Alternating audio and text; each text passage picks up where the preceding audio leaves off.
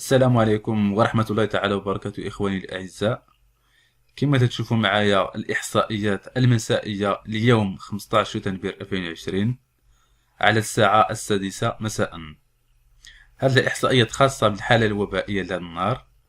كما تشوفوا الحالات الجديدة ديال الإصابات، يعني الحالات المؤكدة إلى حدود الآن تزادوا 2181 حالة جديدة، يعني المجموع ديال 90324 حالة منذ بداية الوباء. كذلك تم استبعاد 20158 واحد، يعني تم استبعاد في المجموع 2,183,718. أما المتعافون تم شفاء 2077 حالة، الحمد لله. 2077 تيبقى واحد الرقم كبير، يعني تقريبا إلا قارنتيه مع الإصابات غير 1% ديال الفرق تقريبا.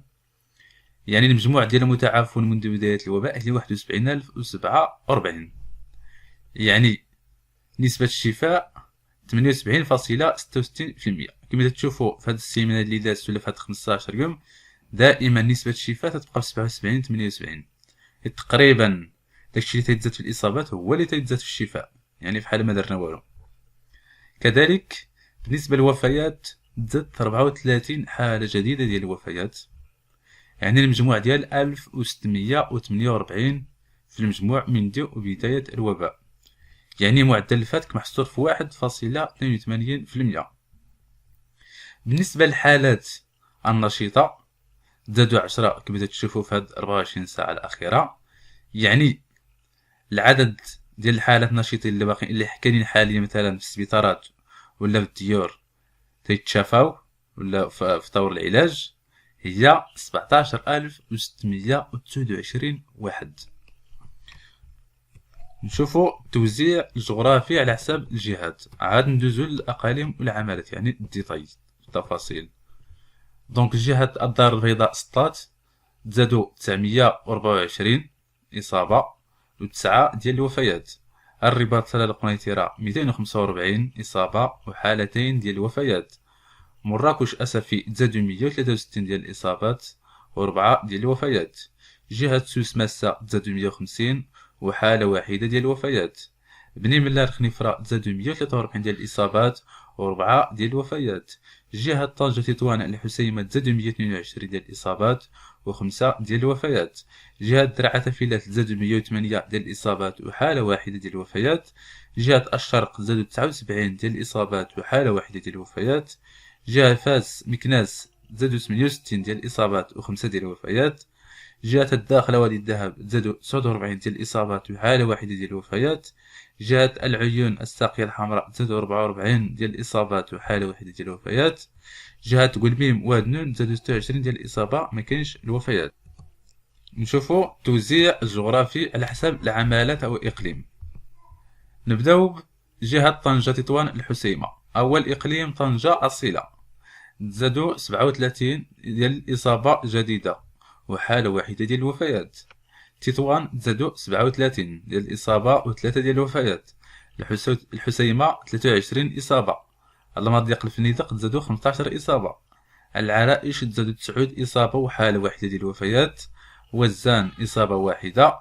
شفشاون فحص أنجرة ما فيها والو، يعني ما تسجلت لا إصابة لا وفيات. تاني جهة الشرق. نبداو بإقليم وجدة أنقاد تزادوا 46 في هذا الإقليم ديال الإصابات. تورير تزادوا 13. فيقيق 6. الناظور 6. بركان 5. قرسيف حالة واحدة. الدريوش حالة واحدة وحالة واحدة ديال الوفيات. جرادة تزاد حالة واحدة ديال الإصابات.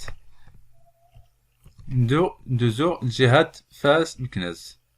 إقليم فاس تزادوا 26 حالة جديدة ديال الإصابات و3 ديال الوفيات. مكناس تزادوا 25 إصابة وحالتين ديال الوفيات. صفرو تزادوا 10 ديال الإصابات. تازا 4. الحاجب 3. إفران وتونات وبولمان مولاي يعقوب ما سجلات والو، يعني مكاين لا وفيات لا إصابات. بالنسبة لجهة الرباط سلا القنيطرة سلا تم تسجيل 66 حالة جديدة ديال الإصابات وحالة واحدة ديال الوفيات. صخيرة مالا تم تسجيل 62 إصابة.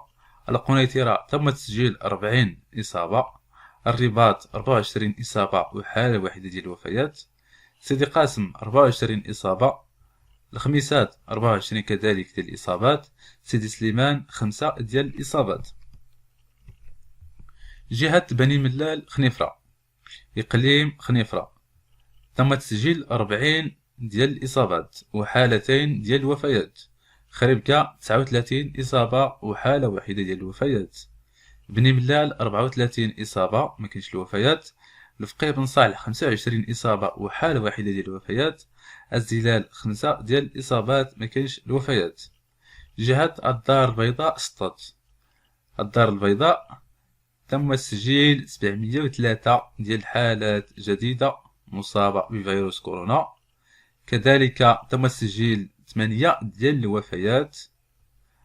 مدينة سطات أو إقليم سطات تم تسجيل 118 إصابة وحالة واحدة ديال الوفيات.